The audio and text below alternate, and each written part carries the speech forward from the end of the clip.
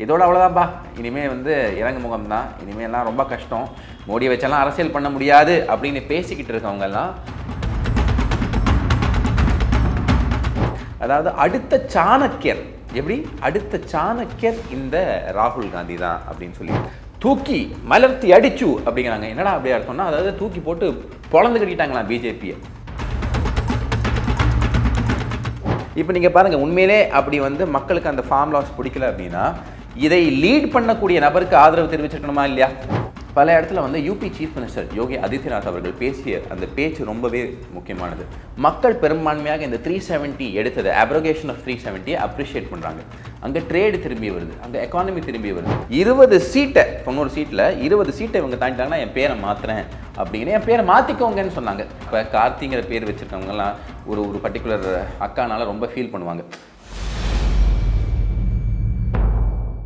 அன்பு தமிழ் நெஞ்சங்களுக்கு வணக்கம். எல்லாரும் காங்கிரஸ் வாயில் தூக்கி இப்போ ஜிலேபி வைக்கிறாங்க. காரணம் என்னென்னா, அந்தளவுக்கு பேச்சாடா பேசினேன், மன்னர் பரம்பரை மண்ணாங்கட்டி பரம்பரை நீயே வச்சாங்களா உனக்கு பெருசாக அப்படிங்கிற அளவுக்கு இப்போ ஒரு பயங்கரமான ஒரு வெற்றியை தேச மக்கள் பாரத பிரதமர் மோடி அவர்களுக்கு கொடுத்துருக்காங்க. பிராண்ட் மோடி முடிஞ்சிருச்சு, இதோட அவ்வளோதான்ப்பா. இனிமேல் இறங்கு முகம் தான். இனிமேல்லாம் ரொம்ப கஷ்டம். மோடியை வச்செல்லாம் அரசியல் பண்ண முடியாது அப்படின்னு பேசிக்கிட்டு இருக்கவங்கெல்லாம் have to eat their words அப்படிங்கிற அளவுக்கு ஆகிப்போச்சு. அதாவதுங்க, இந்த எலெக்ஷன் 2024 300 க்ராஸ் பண்ணுவாங்க, அப்கி பார் 400 பார் அப்படின்னாங்க. ஆனால் நிலைமை பாருங்கள் எவ்வளோ மோசமாக போச்சு. ஓனாக ஒரு மெஜாரிட்டி கூட ஃபார்ம் பண்ண முடியலையே. இதுக்கப்புறம் பாருங்கள் எல்லா இடத்துலையும் அடிதான். இனிமே ராகுலை கையிலேயே பிடிக்க முடியாது அப்படின்னு சொன்ன வரைக்கும் கூட ஓரளவுக்கு காங்கிரஸ்காரனை கூட ஏற்றுப்பான். ஆனால் அதுக்கப்புறம் இவனுங்க ஒன்று ஓட்டாங்க பாருங்கள், ஒரு உருட்டுனானுங்க. என்ன சொன்னாங்க அப்படின்னா, அதாவது அடுத்த சாணக்கியர், எப்படி அடுத்த சாணக்கியர் இந்த ராகுல் காந்தி தான் அப்படின்னு சொல்லிட்டு. அப்போ கடவுளுக்கும் ஓரளவுக்கு தான் பொறுக்க முடியும். ஸோ கடவுளே முடிவு பண்ணிட்டார், நீ பண்ண இந்த சீனுக்கு உனக்கு சாதாரண அடியெல்லாம் போதாது, தர்ம அடி வேணும் அப்படின்னு சொல்லி ஒரு விளையாட்டை காட்டினார். இன்றைக்கி காலையில் இந்த நியூஸ் ஏஜென்சிஸ்லாம் இந்த ரிசல்ட்ஸ் காலையிலே ஆரம்பிச்சிட்டாங்க. ஏன்னா எக்ஸிட் போல்ஸ், இந்த எக்ஸிட் போல்ஸ் அப்படின்னு சொல்லுவாங்க பார்த்தீங்களா, அது என்ன சொல்லிருச்சுன்னா, காங்கிரஸ் அபார வெற்றி பெற போகுது. அதாவது வரலாறு காணாத ஒரு வெற்றியை காங்கிரஸ் பெறப்போகுது. அதற்கு காரணம் ராகுல் காந்தியாக இருக்க போகிறாங்க. பிஜேபி டெசிமேட் ஆக போகுது. இதோட எல்லா ஸ்டேட்லேயும் பிஜேபி ஒழிய போகுது. அப்புறமா 2029 தூக்கிடுவாங்க பிஜேபியை அப்படிங்கிற அந்த நரேட்டிவ் செட் பண்ணுறதுக்கு ஆரம்ப புள்ளி, அதாவது இந்த புள்ளையார் சொல்லி போடுவாங்க பார்த்தீங்களா, அதை இந்த ஒரு ஸ்டேட்லேருந்து ஆரம்பிக்கலாம் அப்படின்னு முயற்சி பண்ணியிருந்தாங்க. அப்போ எல்லாருமே இன்றைக்கி காலையில் உட்கார்ந்த உடனே ஒரு முதல் அரை மணி நேரம் 40 நிமிஷம் என்னாச்சு அப்படின்னா, 90 சீட் அசம்பிளியில் பயங்கரமான வெற்றி காங்கிரஸ் பெறுது. அதுவும் கேரளாக்காரங்க இருக்காங்க பாருங்கள், 60 காங்கிரஸ் 20. அதில் ஒரு லேடி ஏதோ சொல்கிறாங்க, நான் கேள்விப்பட்டேன், பார்த்தேன் அந்த வீடியோவை. தூக்கி மலர்த்தி அடிச்சு அப்படிங்கிறாங்க. என்னடா அப்படி அர்த்தம்னா, அதாவது தூக்கி போட்டு பொழந்து கட்டிட்டாங்களாம் பிஜேபியை. அப்புறம் a few moments later அப்படின்னு போடுவாங்க பார்த்தீங்களா, அது போட்டு சரியான அடி. ஸோ காங்கிரஸ் மேலே கடவுள் ஒரு ஜோக்கே விளையாண்டுருக்காரு அப்படிங்கிறத நம்ம புரிஞ்சுக்க முடியும். இந்த எக்ஸிட் போல்ஸை மறுபடியும் நம்ப முடியாது. அதாவது பல பேர் ப்ரெடிக்ட் பண்ணாங்க. அதாவதுங்க, இந்த காங்கிரஸ் கிட்ட இருக்கக்கூடிய பிரச்சனை என்ன அப்படின்னு பார்த்தீங்கன்னா, இந்த எக்ஸிட் போல்ஸையும் உங்களால் புரிஞ்சுக்க முடியல, இவிஎம் அப்படிங்கிற விஷயத்தை எப்படி டீல் பண்ணோம் அப்படின்னு தெரியல.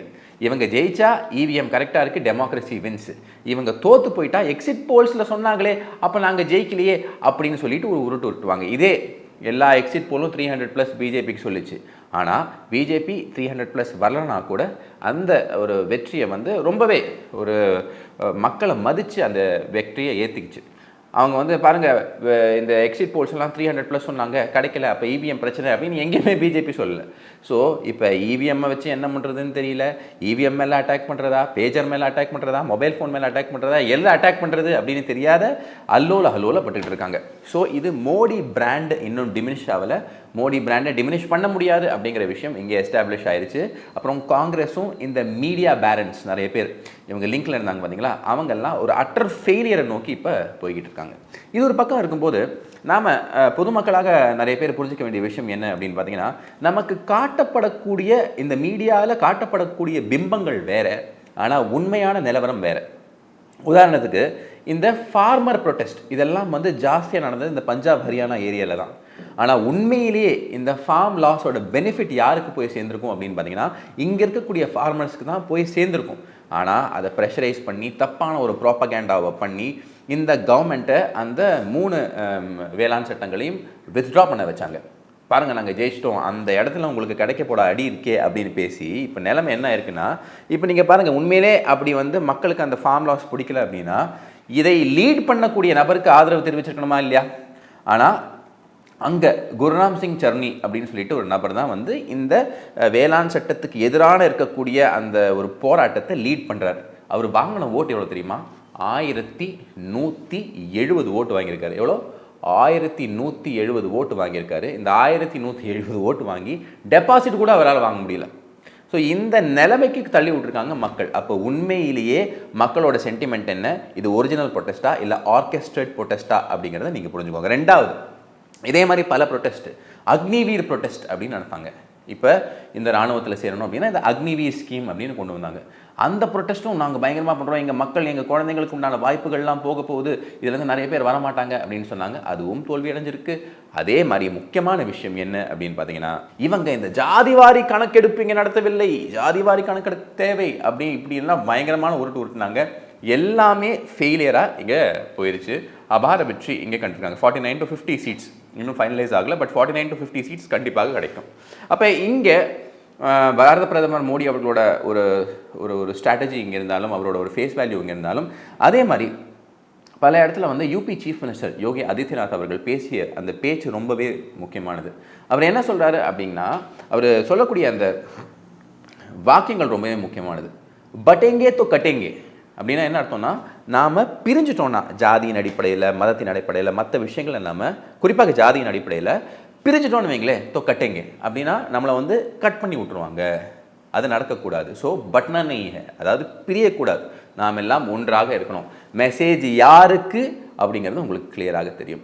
அடுத்து என்ன சொல்கிறாங்கன்னா, ஏக் ரஹேங்கே தோ நேக் ரஹேங்கே, ஒன்றாக இருந்தால் நம்ம வந்து சூப்பராக இருப்போம் அப்படிங்கிற விஷயம் கிளியராக. ஏன்னா இந்த இடத்துல நீங்கள் பார்த்தீங்கன்னா ஜாட் பாலிடிக்ஸு, அப்புறம் நான் ஜாட் பாலிடிக்ஸு, அப்புறம் ஃபார்மர்ஸு, அப்புறம் மற்ற காஸ்ட்ஸு, இது எல்லாத்தையுமே ரொம்ப நேக்காக ப்ளே பண்ணிக்கிட்டு இருந்தாங்க காங்கிரஸ். இதெல்லாம் ஒன்றும் கிடையாது.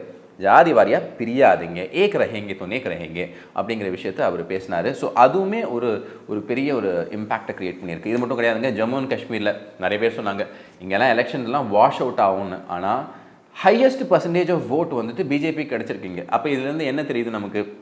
இங்கேருந்து கிளியரான மெசேஜ் என்ன அப்படின்னு பார்த்தீங்கன்னா, இந்த அதாவது போல் ஸ்ட்ராட்டஜைசிங் ஒரு பக்கம் இருந்தாலும், மக்கள் பெரும்பான்மையாக இந்த 370 எடுத்தது, அப்ரோகேஷன் ஆஃப் 370 அப்ரிஷியேட் பண்ணுறாங்க. அங்கே ட்ரேடு திரும்பி வருது, அங்கே எக்கானமி திரும்பி வருது, மேஜர் டெரரிஸ்ட் இன்சிடென்ட்ஸ் அங்கே இல்லை, அங்கே இருக்கக்கூடிய எஸ்சி மக்களுக்கும் வாய்ப்பு கிடைக்குது, anybody can go buy land there. இப்போ இந்த விஷயங்கள்லாம் நார்மல்சியை நோக்கி திரும்புவது காரணம் பாஜக தான். என்றைக்குமே ஹார்ட் லைனர்ஸ் இருப்பாங்க, அவங்களெல்லாம் ஒரு சைடு விடுங்க. இதை முக்கியமாக பார்த்தீங்கன்னா கிருஷ்ணாவர் ப்ரொவின்ஸ், அங்கே வந்துட்டு ஒரு பெண்மணி ஜெயிச்சிருக்காங்க. அவங்க அப்பா, அவங்க ரிலேட்டிவ், அவங்க அங்கிள் 2 பேருமே வந்து இந்த டெரரிஸ்ட்னால கொல்லப்பட்டிருக்காங்க. பட் அங்கே 500+ votes டிஃப்ரென்ஸ் மார்ஜினில் அவங்க ஜெயிக்கிறாங்க. ஸோ அங்கேயுமே வந்து இப்போ சாஃப்ரனைசேஷன் நடந்துக்கிட்டு இருக்குது. அங்கேயும் பாஜகவுக்கு ஒரு பெரிய ஒரு வெற்றியை நோக்கி நடந்துக்கிட்டு இருக்காங்க. ஸோ இதுதான் இங்கே இருக்கக்கூடிய முக்கியமான விஷயம். ஸோ ஹரியானா என்ன கிளியர் லெசன்ஸ் கொடுக்குது அப்படின்னு பார்த்தீங்கன்னா, சிஎம்ஐ மாற்றினாங்க, டெப்யூட்டி சிஎம்ஐ மாற்றினாங்க, அங்கே இருக்கக்கூடிய அமைப்புகளை மாற்றினாங்க. நீங்கள் குஜராத்தில் டிங்கர் பண்ண மாதிரி இங்கே பண்ணி இங்கே ஜெயிக்க முடியாது அப்படின்னு ரொம்பவே ஷோராக இருந்தாங்க. இப்போ சுப்ரியா ஸ்ரீநாட்டையெல்லாம் என்ன சொல்லியிருந்தாங்க அப்படின்னா, 20 சீட்டை 90 சீட்டில் 20 சீட்டை இவங்க தாண்டிட்டாங்கன்னா என் பேரை மாற்றுறேன் அப்படின்னு, என் பேரை மாற்றிக்கோங்கன்னு சொன்னாங்க. கமெண்ட்டில் சொல்லுங்கள் என்ன பேர் வைக்கலாம் அவங்களுக்கு அப்படின்னு. எனக்கு தெரிஞ்சு அவங்களுக்கெல்லாம் பேர் வைக்காமல் இருக்கிறது தான் நல்லது. ஏன்னா அந்த பேர் இருக்கவங்க வேறு யாராவது ஃபீல் பண்ணுவாங்கள்ல, என் பேரை தூக்கி அவங்களுக்கு வச்சுட்டாங்க. இப்போ ஊரில் போகிறவங்கலாம், இப்போ கார்த்திங்கிற பேர் வச்சுருக்கவங்கலாம் ஒரு பர்டிகுலர் அக்கானால ரொம்ப ஃபீல் பண்ணுவாங்க. ஸோ அந்த மாதிரி ஒரு நிலைமை அவங்களுக்கு வந்துடக்கூடாது அப்படிங்கிறத என்னோடய எண்ணம். பட் ஜோக்ஸ் அபார்ட், இந்த மாதிரி வெற்றி எதை காட்டுது அப்படின்னா, சங்கமும் பாஜகவும் முடிவு பண்ணிட்டா எந்த கொம்பனாலையும் இங்கே ஒன்றும் அசைக்க முடியாது. மக்களை நோக்கி என்றைக்குமே பாஜக அவங்க வந்து அவங்களோட வேலைகளை கான்ஸ்டண்ட்டாக பண்ணிக்கிட்டு இருந்தாங்கன்னு வச்சுக்கோங்களேன். அது போல் மெஷினரியாக இருந்தாலும் சரி, இல்லை மக்கள் சேவையாக இருந்தாலும் சரி, பாஜகவை அடிச்சுக்க ஆள் இல்லை. ஸோ முடிஞ்சிச்சு கிளம்பலாம் அப்படின்னு சொல்லக்கூடிய ஆட்கள் பிக்சர் அபி பாக்கி ஹை. இனிமே தான் பாஜகவோட வளர்ச்சி அபரிமிதமாக இருக்கும் அப்படிங்கிற கருத்தோட உங்ககிட்ட இருந்து விடைபெறேன். இணைந்ததுக்கு நன்றி. வணக்கம். வந்தே மாத்திரம். பாரத் மாதா கி ஜெய். வாகனம் பாரதம். ஜெய் ஸ்ரீராம். ஜெய் ஹிந்த்.